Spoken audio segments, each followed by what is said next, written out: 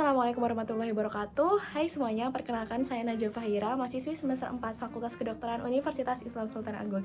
Jadi pada video kali ini kita akan membahas tentang bipolar. Jadi buat teman-teman yang belum tahu bipolar itu apa dan pengen tahu lebih lanjut apa sih itu bipolar, simak video ini sampai selesai, oke? Bipolar itu merupakan suatu gangguan di mana seseorang itu akan mengalami dua episode atau dua fase. Nah, apa saja? Di sini kita akan menyebutnya sebagai fase manik atau episode manik, dan yang kedua adalah fase depresi atau episode depresi. Jadi seseorang itu dia akan mengalami dua fase ini. Bisa manik dulu atau depresi dulu, atau bisa kebalikannya, bisa depresi dulu atau manik dulu, seperti itu. Mungkin di sini masih ada yang bingung apa itu manik dan juga depresi. Nah, di sini kita bakalan bahas satu-satu. Kita mulai dulu dari manik. Apa sih itu manik? Jadi, manik itu merupakan suatu kondisi di mana seseorang itu akan mengalami suatu emosi yang sangat meningkat. Contohnya gimana? Contohnya, seseorang itu dia akan merasakan bahagia, kemudian senang, dan juga semangat yang sangat berlebihan.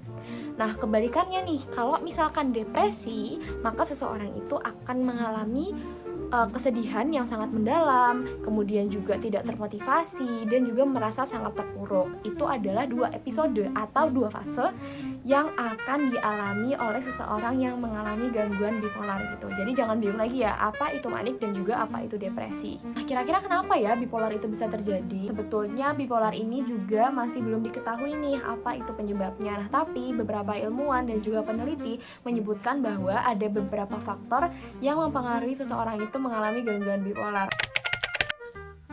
Yang pertama ada faktor genetik, jadi keturunan kayak gitu. Terus habis itu yang kedua ada faktor biologis, jadi ada gangguan dari neurotransmitter yang ada di otak kita. Buat teman-teman semua yang belum tahu apa itu neurotransmitter, jadi neurotransmitter itu adalah suatu pembawa pesan kimiawi yang mengantarkan pesan dari sel saraf ke sel saraf lainnya, di mana di otak kita gitu. Jadi ada gangguan dari neurotransmitter yang ada di otak kita. Nah, itu merupakan beberapa penyebab yang menjadi faktor resiko seseorang itu mengalami gangguan bipolar. Kemudian untuk tata laksananya sendiri, bipolar ini bisa kita berikan obat ya. Jadi obatnya apa? Obatnya yang pertama kita bisa berikan mood stabilizer untuk menstabilisasi dari mood atau perasaan atau gejala yang dialami oleh pasien dengan gangguan bipolar. Kemudian kita juga bisa memberikan antidepresan atau kita juga bisa memberikan antipsikotik.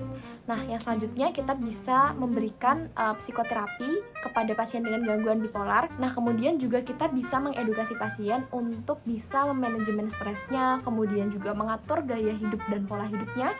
Contohnya kayak menghindari alkohol, menghindari zat adiktif, dan juga tidur yang cukup gitu. Nah, yang penting di sini adalah kita nggak boleh untuk self-diagnose, teman-teman. Jadi kita nggak bisa tuh bilang seseorang itu mengalami gangguan bipolar hanya karena dia mengalami perasaan yang tiba-tiba senang, kemudian juga tiba-tiba sedih, terus kita bilang kalau misalkan dia kena bipolar. Itu kita nggak boleh kayak gitu ya. Untuk bipolar sendiri itu dia memerlukan pemeriksaan klinis yang komprehensif. Jadi kita nggak bisa asal diagnosis seseorang itu kena bipolar gitu. Oke, mungkin itu aja dari aku. Buat teman-teman yang lagi nonton video ini dan kalian punya orang terdekat atau kenalan kalian yang mengalami hal serupa yang udah tadi aku jelasin di depan, mungkin kalian bisa bantu mereka untuk dibawa ke rumah sakit atau ke dokter terdekat kayak gitu. Sekian dari aku, terima kasih. Wassalamualaikum warahmatullahi wabarakatuh. See you on the next video.